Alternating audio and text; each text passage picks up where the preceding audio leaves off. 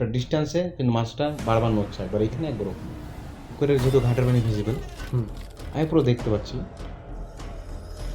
দেখে আমি পুরো শক একটা জিনিস, আওয়াজটা আমি পাচ্ছি। আমি অবাক হয়ে গেলাম যে পানি পুরো স্টিল হয়ে আছে, কোনো নড়ার কোনো ইয়ে নাই। একটা ঢেউ তো আসবে, কিন্তু আমার মনে হচ্ছিল যে আমাকে কেউ কিছু একটা বোঝানোর চেষ্টা করছে। টাইমটা তখন এবার একটা কিন্তু বেজে গেছে, 1:10-15 এরকম, 1:10-15।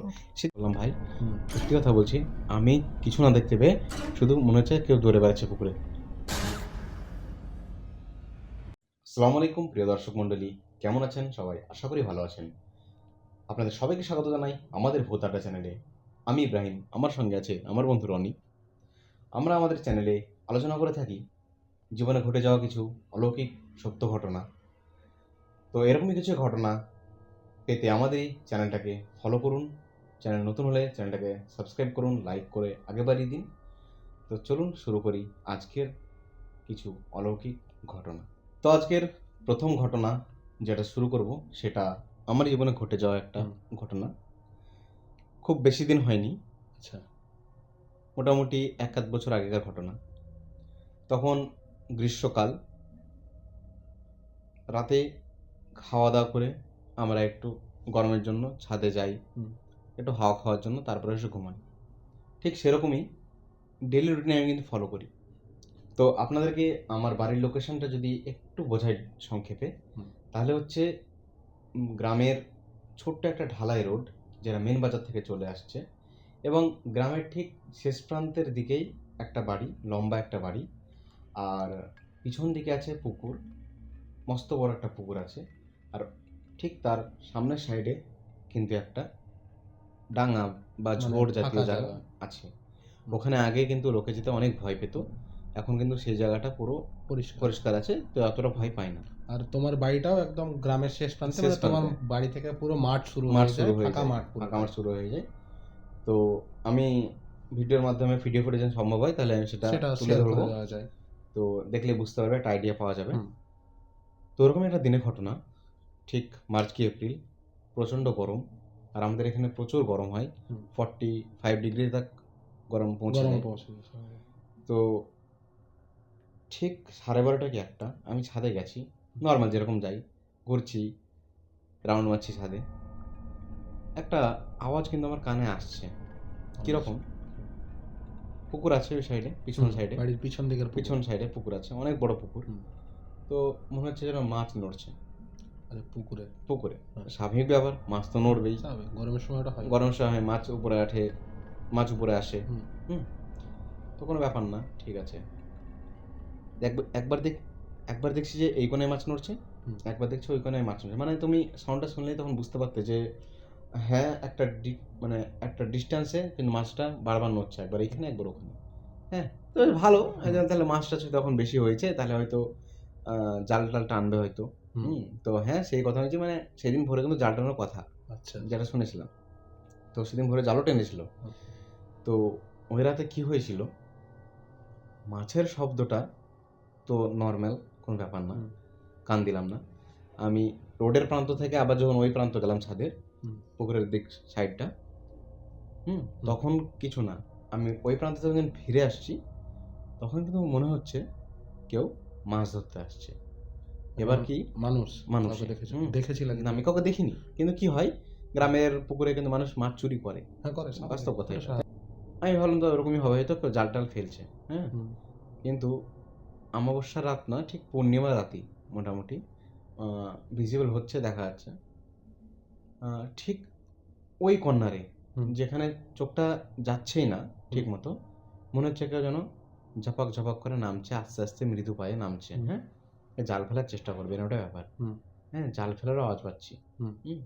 দেখলাম যে পুকুরে নামার শব্দ, তারপরে মনে হলো যে কেউ চপচপ করে দৌড়ে আসছে পানির উপর দিয়েই, মানে ধারে ধারে, সেটা হয় না।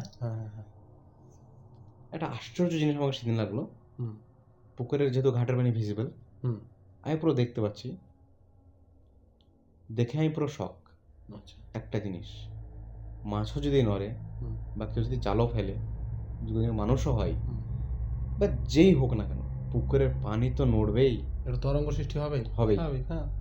আমি আশ্চর্য তখনই হলাম যখন দেখলাম যে পানিটা পুরো স্থির, স্টিল একদম পানিটা। মানে জলটা স্টিল, কিন্তু আওয়াজটা তুমি পাচ্ছ। আওয়াজটা আমি পাচ্ছি। আমি অবাক হয়ে গেলাম যে পানি পুরো স্টিল হয়ে আছে। কোনো হুম। নড়ার কোনো ইয়ে নাই। একটা ঢেউ তো আসবে। হুম। যেহেতু এই ঘাটটা আমার বাড়ি থেকে দেখা যায় ক্লোজলি। হুম, হুম, হ্যাঁ? তো না, এরকম কোনো কিছুই দেখা গেল না। হুম, ভালো কথা। আমি ভাবলাম হয়তো তাহলে অন্য ঘাটে হবে হয়তো। হুম, কিন্তু আমি এবার হাঁটা চলা রাউন্ড মারছি। আমি এবার কিন্তু ভাবছি এবার ঘুমাতে চলে যাই। আমি সিরিয়াস নিলাম না। তো আবার কিন্তু আমার মনে হচ্ছিল হুম। যে আমাকে কেউ কিছু একটা বোঝানোর চেষ্টা করছে। আচ্ছা। হয়তো কোনো খারাপ শক্তি বা কিছু, হুম। যে এখানে থেকো না তুমি, এখন চলে যাও, অনেক রাত হয়েছে, এরকম একটা ব্যাপার। আমি তখন রিয়ালাইজ করলাম কেন বলছি। কেন? কারণ হচ্ছে ওটা নর্মাল আমাকে জাস্ট একটা ইঙ্গিত দিয়েছিল। তারপরে কিন্তু আওয়াজটা একটু বেশি মাত্রায় হতে লাগলো। মনে হচ্ছে এবার কিন্তু দলে দলে কেউ পুকুরে নামছে। অনেকজন পুকুরে নামছে। মনে হচ্ছে একটা মাছ ধরারই ব্যাপার, এরকম মনে হচ্ছে। সেটা কি তোমার ঘাটে না দূরের ঘাটে? এই ঘাটে যেটা দেখা যায় সেই ঘাট। দেখা যাচ্ছে বাড়ির কাছে, সেই হ্যাঁ, ঘাটটাতেই মনে সেই হচ্ছে ঘাটটাতে আওয়াজ মনে আসছে। হচ্ছে এই ঘাট প্লাস ওই ঘাট মনে হচ্ছে একটা বিশাল বড় জায়গা নিয়ে কেউ যেন জাল নামাবে এবার। হ্যাঁ, একটা কিছু নেই, একটা মানে মানুষ বলা না, কোনো কিছু করে না, কিন্তু কিছু মানে কিরকম যেন একটা গম গম টাইপের আওয়াজ আসে, কিছু কেউ কথা বলছে, হুম। একটা গম গমে আওয়াজটা হয় না, মানে ওরকম একটা ব্যাপার। মানে কেউ আলোচনা করছে আর কি। আচ্ছা, আলোচনার স্পষ্ট একটা আওয়াজ। স্পষ্ট ক্লিয়ার কিছু আওয়াজ শুনতে পাচ্ছিল না, কিন্তু মনে হচ্ছে কেউ যেন কিছু একটা ওরা আলোচনা করছে আর হুম। পুকুরে নামছে কেউ। না, আমি টাইম দেখলাম না, এখন তো জাল ফেলবে না, জাল ফেলে সে ভোরে ফেলে। টাইমটা কত ছিল? টাইমটা তখন এবার একটা কিন্তু বেজে গেছে, 1:10-15 এরকম। আচ্ছা, রাত্রি হুম। রাত্রি একটা 1:10-15। সেদিন বীভৎস গরম ছিল, আমাকে রুমে যেতে ইচ্ছাই করছিল না, কারণ প্রচণ্ড গরম ছিল। আর ঠান্ডা ঠান্ডা হাওয়া বইছিল, তো বেশ ভালো লাগছিল। হ্যাঁ, ঠান্ডা ঠান্ডা হাওয়া বইছে, আম গাছের পাতা নড়ছে, বেশ সাউন্ডটা সুন্দর। তাল গাছের ওইদিকে পাতা নড়ছে, একটা আলাদা রকম জিনিস। আর তার সঙ্গে ওই আওয়াজ, মনে হচ্ছে কেউ, অনেকজন এবার লোক আসলো নামলো। হ্যাঁ, ছপ করা হচ্ছে। আমি কিন্তু আবার সাহস নিয়ে দেখার চেষ্টা করলাম ভাই। সত্যি কথা বলছি, আমি কিছু না দেখতে পেয়ে শুধু মনে হচ্ছে কেউ দৌড়ে বেড়াচ্ছে পুকুরে। আমি রীতিমতো ভয় পেয়ে গেলাম। মানে সময়ের সঙ্গে আওয়াজটা বাড়ছিল, আওয়াজটা বাড়ছে। মনে হচ্ছে আরো অনেক লোক আছে বা, আর কিন্তু আমি কিছুই দেখতে কিছুই না, পাওনি। না পুকুরে কোনো ঢেউ না কিছু। আমি কিছু না করে আর পিছন ফিরে তাকাইওনি। হুম, আমি চুপচাপ সিঁড়ি দিয়ে নেমে এসে হুম। আমি দোয়া পড়তে পড়তে আমি রুমে ঢুকে গেলাম। বাস। আমি কিন্তু বিছানায় যখন গেছি, তাও কিন্তু আমি কান পাতে আছি, দেখছি হ্যাঁ আওয়াজ হচ্ছে। আওয়াজ তুমি তখনও আওয়াজ পাচ্ছ হচ্ছে। বিছানার শোয়া? ঠিক আছে? আমি কি করলাম? আমি দেখলাম আমি হেডফোনটা কানে ভরে নিলাম। আমি নিজের মোবাইলে ব্যস্ত হয়ে গেলাম। আমার খুব ভয় লেগেছিল ভাই। ঠিক আছে? তো যাই হোক, আমি জানি না কি ছিল না ছিল ওইটা। না, কিছু হলে সেটা অবশ্যই হ্যাঁ। আপনাদের যদি কিছু মনে হয় যে এটা ভুল শুনেছে বা হয়তো হুম। দেখতে পায়নি বা দেখা যায়নি, সেটা আলাদা ব্যাপার, সেটা আপনারা কমেন্টে জানাতে পারেন। কিন্তু এরকম একটা জিনিস কি বলতো, পুকুরের জিনিসগুলো কিন্তু আমি আগেও একটা শুনেছি, মানে যে তুমি এরকম যেটা বললে, আর আমি যতটা জানি, আমি তোমাদের পুকুরের ব্যাপারে এরকম অনেক ঘটনাও কিন্তু আগে শুনেছি। আছে। আছে, এটা কিন্তু প্রথম ঘটনা নয় যেটা তুমি বলছো। এরকম এটা ঘটনা কিন্তু আমার সঙ্গে একবারই জাস্ট হয়েছে। মানে হুম, অতটাও ঘটনাটা কিছু নয়। আ কিন্তু আমি শুনে এসেছি আমার দাদুদের কাছ থেকে, আমার মায়ের কাছ থেকে, আব্বুর কাছ থেকে। বলে নাকি যে ওই পারে কিছু একটা আছে। হুম, তো সেরকম কিছু গল্প আছে যেগুলো আমার মায়েদের নিজেদের চোখে দেখা। সেগুলো হ্যাঁ? আমরা তো পরে তুলে সেগুলো আমি ধরবো। পরে তুলে ধরবো আমরা একদিন অবশ্যই তুলে ভালো ধরবো। করে মাকে জিজ্ঞাসা করে। হুম। হ্যাঁ? তো আর খুব পুকুরের ছবিটাও আমরা পুকুরের কিন্তু ছবিটা আমরা দিয়ে ডিসপ্লে দেবো করব। এখানে। খুব ভালো হবে। আর এটা আমি আগেও শুনেছি তোমাদের এই পুকুরের এই যে গল্পটা, মানে এই পুকুরটা, এই পুকুর না, মানে সাধারণত গ্রামে গঞ্জে কিন্তু অধিকাংশ পুকুরে একটা এরকম একটা কিছু থাকে, কোনো থাকে। না কোনো একটা পুকুর থাকে যেটা একটু কুখ্যাত হয়। কুখ্যাত হয়। ওই যে বলে না যে নামতে হয় ওই পুকুরে নাইমো না। হ্যাঁ, কেউ টেনে নিবে, কেউ কেউ টেনে নেবে চুবিয়ে বা নিবে। কিছু। অনেকজন মারাও যায় হ্যাঁ, পুকুরে। অনেকজন এমনি। মারাও যায়, অনেক ক্ষেত্রে অনেকজন ডুবে মারা যায়, তারপর থেকেও সেগুলো অভিশপ্ত হয়ে যায় এই জিনিসগুলো। কিন্তু এই অভিশপ্ত পুকুর যেগুলো, এগুলো কিন্তু আমরা আগেও শুনেছি। হুম। এটা এমন নয়, বা আমি তোমার পুকুরের কথাটা বললে এটা তোমার পুকুরের আমাকে তোমার কাছে শোনা প্রথম গল্প নয়। আমি আগেও কিন্তু অন্যজনের কাছে এই কারণ সমস্ত কথা শুনেছি। কারণ কি জানো? মানে আমাদের যে গ্রামটা বা পাড়াটা, হুম। সেটা কিন্তু হচ্ছে পুরো পুকুরটা কেন্দ্র করে একদম। পুরো ঠিক আছে? পুকুরটা কেন্দ্র আর করে। আগে এই আমাদের পাড়াটা কিন্তু খুব বেশি পুরনো নয়। মোটামুটি 25-30 বছর বছর পুরনো। আগে। হ্যাঁ? তো নতুন একটা পাড়া হয়েছিল। তো তখন এই জায়গাটা পুরোটাই একদম ডাঙা, ঝোপ, ঝাড়, জঙ্গলে ভর্তি ছিল একদম জঙ্গলে পুরো। ভর্তি ছিল এটা ঠিক। হ্যাঁ?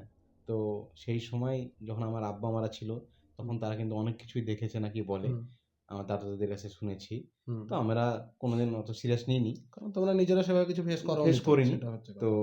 এবার দিন গেলে সভ্যতা বাড়ছে। হ্যাঁ? হুম, ইলেকট্রিসিটি সবকিছু ব্যাপার আছে। তো এখন অতটা কিছু দেখা যায় না। তো এরকম তো এরকম কিছু গল্প আছে। পুকুর নিয়েই।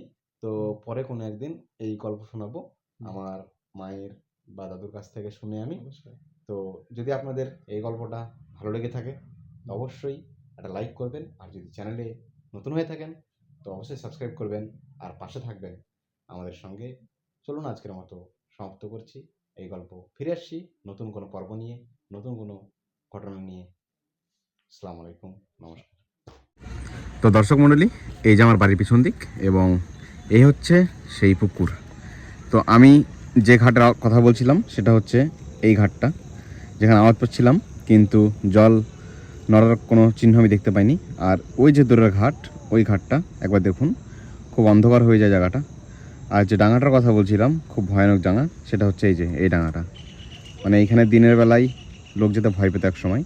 তো পুকুরটা দেখুন চারিপাশটা কতটা ভয়ানক একটা ব্যাপার। এই যা সূর্য ডুবছে সবেমাত্র। তো এই পুকুর নিয়ে আরও অনেক কাহিনী আছে, ওই পারের কিছু কাহিনী শোনা আমাদের দাদাদের কাছ থেকে, বড়দের কাছ থেকে। তো সেগুলো আপনাদেরকে পরে আড্ডাতে কোনোদিন শেয়ার করব।